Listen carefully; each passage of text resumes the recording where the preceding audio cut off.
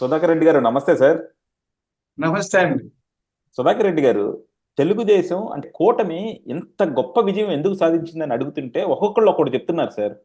కానీ వీళ్ళందరూ ఒకటి మర్చిపోతున్నారు. తెలుగుదేశాన్ని కూటమిని గెలిపించింది వైఎస్ఆర్సీపీ స్టార్ క్యాంపెయినర్. సో మీరందరూ కూడా వాళ్ళకి రుణపడి ఉండాలి. ఒక అంబటి రాంబాబు గారిని చూసినా, ఒక రోజా గారిని చూసినా, పేర్ని నాని గారు, కొడాల నాని గారు, వల్లభనేని వంశీ గారు, ఇలా ఎంతో మంది జనాల్లో మిమ్మల్ని తిట్టి తిట్టి మర్చిపోయాను. అనిల్ కుమార్ యాదవ్ గారు, వీళ్ళందరూ కూడా ప్రజల్లో జనాల్లో ఎంత కొంత తిట్టి వాళ్ళ మీద పాపం వాళ్ళకి అసహ్యం కలిగించేలా చేసుకొని మిమ్మల్ని గెలిపించారు సార్. మీరు అవుననుకున్నా కాదనుకున్నా మీ క్యాంపెయినర్లు అయినా వీళ్ళకి మీరు రుణపడి ఉండాలి. అసలు నిజమైన కింగ్ మేకర్లు సార్ వాళ్ళు. అసలు స్టార్ ని వదిలేశారు మీరు. నాకు బాధగా ఉందండి. ఎవరు సార్? జగన్మోహన్ రెడ్డి గారు. జగన్మోహన్ రెడ్డి. ఆయన నిలబెట్టు కట్అవుట్ పెట్టాలి. మహానుభావుడు, పరదాల వీరుడు, పనికి మాలిన రాజకీయ నాయకుడు నాశనం చేసి, అంటే నిజమైన అంటే మేము బాగా అంటే చంద్రబాబు నాయుడు గారు చాలా అద్భుతంగా పనిచేశారండి. చాలా అంటే 5 ఏళ్ళు మీకు తెలియ అంటే మీరు కొత్తగా వచ్చింటారు. నేను మొదట్లో జగన్మోహన్ రెడ్డి గారి పేరెత్తాలంటే అందరికి భయం అండి. పేరెత్తితే కొడతారు, కేసులు పెడతారు, తంతారు. మీకు తెలుసు కదా, రఘురామకృష్ణరాజు గారిని ఎలా కొట్టారు, ఇంకా మా వాళ్ళని ఎంతమందిని కొట్టారు. ఆ సుధాకర్ గారిని అయితే మాస్కులు అడిగితే కొట్టి చచ్చే వరకు వదలలేదు. మా పట్టాభి గారిని, మా జాతీయ అధికార ప్రతినిధి పట్టాభి గారిని కూడా కొట్టారు, కార్లు ధ్వంసం చేశారు.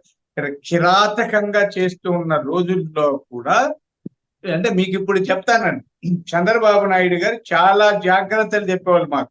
డైలీ టెలికాన్ఫరెన్స్లు లేదా జూమ్ మీటింగ్లు జరిగిన రోజులు ఉన్నారు. ప్రతిరోజు చంద్రబాబు నాయుడు గారు మాతో జూమ్ లో మాట్లాడిన రోజులు ఉందండి. ప్రతిరోజు మాకు మోటివేట్ చేసి జాగ్రత్తగా చేయండి, పోరాడండి, కొంత జాగ్రత్తగా చట్టాన్ని వాడుకోండి, శక్తి మేరకు పనిచేయండి, అనవసరంగా ఇలా చాలా జాగ్రత్తలు చెప్తూ పోరాడుతూ చేశారండి.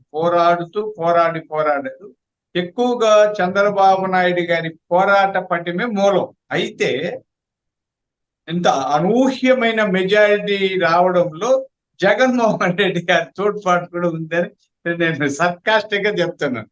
లేకపోతే జనం ఆశ్చర్యమా చిన్న ఆశ్చర్యమే బోలోమని వేశారు. ఎవరికి ఎప్పుడు ఇంత వేవ్ లేదని. మీరు చూడండి, నాకు ఎన్టీ రామారావు గారు కానీ, లేదా ఆయన 2 సార్లు 83లో 94లో ఆ వేవ్ లో కానీ, లేదా జనతా పార్టీ 77లో వచ్చినప్పుడు కానీ భారతదేశంలో ఎప్పుడు ఇంత మెజారిటీ రాలేదు, వ్యతిరేకత కూడా రాలేదు. అంటే మీరు అన్నట్టు ఈ గ్రామ దేవతలు మాదిరి బూతు దేవతలు వాళ్ళు. సారీగా ఈ బూతు దేవతలు ఊరికి ఒకరికి పెట్టుకోవాలండి. మాకు పల్లెల్లో, అంటే నేను పల్లెటూరు అనగా చెప్తాను, చిన్నప్పుడు ఒక దేవత మాదిరి పెట్టుకోండి వాళ్ళు. ఒక విగ్రహం పెట్టి దానికి బొట్లు పెట్టి వర్షం రాకపోతే పోయి రాళ్లతో కొట్టేది, ఇంకా ఏదేదో చేసేవాళ్ళండి. బూతులు తిట్టేది ఆ విగ్రహం దగ్గర, కప్పలకి వాళ్ళకి పెళ్లిళ్ళు చేయడం, ఏదో చేయడం, ఓ అని అరవడం, అట్లా బూతు దేవతలు కొందరిని పెట్టి పల్లెల్లో చేసేవాళ్ళు. అంటే అది ఒక విమానమో లేకపోతే నమ్మకమో విశ్వాసం పక్కన పెడతాను. చిన్నప్పుడు అలా ఈ బూతు దేవతల్ని రాళ్లతో దేంతో కొట్టి మాకు ఓట్లు వేసారండి. కాబట్టి మీరు అన్నట్టు ఒక మంచి కట్అవుట్ పెట్టుకొని నిలువెత్తు విగ్రహం, మన ఎన్టీఆర్ గారితో ఉంటారు కదా శ్రీకృష్ణుడు, అట్లా ఈ పరదాల వీరుడు అతన్ని పెద్దది ఒకటి పెట్టి ఆయన ఆ నవ్వు, ఆ వెకిలి చేష్టలు వాటితో పెట్టాలండి. ఈ కిందంతా వీళ్ళది పెట్టాల. నేను కూడా మొన్న మా వాళ్ళకి చెప్పిన సరదాగా, నేను ఒక పెద్ద మహానుభావుల పోస్టర్ ఒకటి ఆవిష్కరిస్తున్నాను తిరుపతిలో, నాకు చీఫ్ గెస్ట్ కావాలని అడిగా. ఎవరండి ఆ మహానుభావుడు అండి? ఎవరున్నారు? మనోడు ఉన్నాడు, పరదాలు వీరుడు. ఆయన ఒక పెద్ద ఫోటో వేసి ఈ కింద ఈ బూతు దేవతలందరి ఫోటోలు వేసి దాన్ని ఆవిష్కరించి, నాకు అసలు బ్యాక్గ్రౌండ్ పెట్టుకుందాం అనుకున్నా, ఎవరేమన్నా అనుకోనేను. అంటే ఇది మీరు చెప్పినట్టు జగన్మోహన్ రెడ్డి గారికి కనీస వివేకం ఉంటే, జ్ఞానం ఉంటే, రాజకీయ అవగాహన ఉంటే ఇప్పటికైనా మారాలని. ఇప్పుడు కూడా మారకుండా తప్పుడు మాట్లాడుతున్నారు. ఇప్పుడు ఏదో తీసుకొస్తాడు, ఏదో అడగలేదు, అది అడగలేదు, నరేంద్ర మోడీ గారిని అంటారు. ఏది తిక్కల అతనికి. జగన్మోహన్ రెడ్డి గారు దండం పెడతా, పిల్లోడివి అయినా కూడా ఒకసారి ఎవరికైనా చూపించుకోమ్మా. కొద్ది మేధావులు చూపించి సలహాలు దీని ఎందుకు ఈ నాశనం, ఈ రాష్ట్రాన్ని నాశనం చేసి మా రాయలసీమను నాశనం చేసి సర్వ రాజకీయాలు భ్రష్టు పట్టించాడండి ఆయన. ఆ భ్రష్టాచార దేవతలను పెడతాం వాళ్ళు కూడా మాకు చాలా ఉపయోగపడ్డారు. వాళ్ళందరికీ ఒక నమస్కారం. అయితే ఇది మనం సరదాగా చెప్పుకోవచ్చు, కానీ పోరాటం వల్ల గెలిచాము. ఉమ్మడిగా అంటే మూకుమ్మడిగా కూటమి పనిచేసింది, పోరాటం చేసి గెలిచాం. పోరాటం చేశారు కానీ ప్రజల్లో మాత్రం వీళ్ళ భాష పట్ల వీళ్ళ ప్రవర్తన పట్ల జుగుప్స వచ్చింది సార్. ఇంకా వీళ్ళని కనుక ఇంకా మనం భరించలేము, వీళ్ళని తీసి పక్కన పెట్టకపోతే ఇంకా రాజకీయాలు పాడైపోతాయి అని చెప్పి ప్రజలు ఒక గుణపాఠం చెప్పారు. అది మీ పార్టీ వాళ్ళకు కూడా వర్తిస్తుంది. అంటే అధికారం వచ్చేసింది, మీకు ఏంటంటే సూపర్ మెజారిటీ వచ్చేసిందని మీరు కూడా వాళ్ళలాగా ప్రవర్తిస్తే రేపొద్దున ప్రజలు మీకు కూడా ఇదే బుద్ధి చెప్తారు. లేదా జాగ్రత్తగా ఉన్నామండి. మీరు ఇప్పుడు చంద్రబాబు నాయుడు గారు ఈ రోజు కూడా నిన్న తిరుమల ఉన్నారు. ఈ రోజు ఈ పరదాలు గిదరాలు కట్టడం ఇవన్నీ లేకుండా ప్రజా నాయకుడిగా జనాలతో కలిశారు. నేను కూడా ఈ రోజు ఎయిర్పోర్ట్ లో మాట్లాడారు, పలకరించారు, బాగున్నావా అని అడిగారు.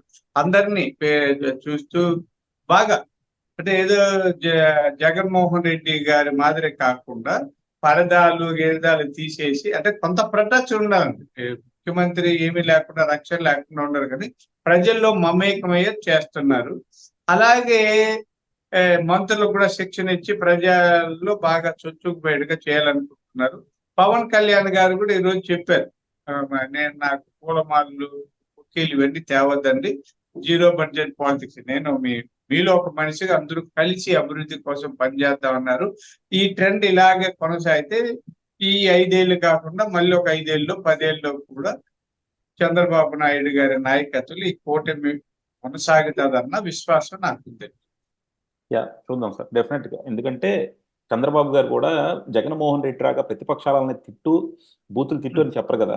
ఎందుకంటే మనం చూసాం కొన్నిసార్లు ఆయన కొంతమంది నాయకులు పరిధి దాటి తిరుగుతున్నప్పుడు కూడా వాళ్ళని ఆపి అలా చేయకూడదు, అలా మాట్లాడకూడదు అని చెప్పారు. సో డెఫినెట్ గా చంద్రబాబు గారి మీద అందరికీ ఆ నమ్మకం ఉంది. కాకపోతే జగన్మోహన్ రెడ్డి గారు ఇప్పటికన్నా నేర్చుకుని దాన్ని కరెక్ట్ చేసుకుంటారని ఆశిద్దాం. ఎందుకంటే ఆయనకి ఇప్పటికి కూడా ఆయన ఎందుకు ఓడిపోయాడో తెలియట్లా. వాళ్ళ మాట్లాడిన మాటల వల్ల, వాళ్ళు చేసిన యాశాల వల్ల, వాళ్ళు చేసిన రచ్చ వల్ల ఓడిపోయారని కూడా పాపం ఆయన గుర్తించలేకపోతున్నారు. ఆయన ఇంకా ఈ ఈవీఎంల వల్ల ఓడిపోయామని అనుకుంటున్నారు పాపం. అందులో నుంచి, ఆ భ్రమలో నుంచి బయటకు వచ్చినాకన్నా ఆయన వాటి గురించి తెలుసుకుంటారని ఆశిద్దాం అండి.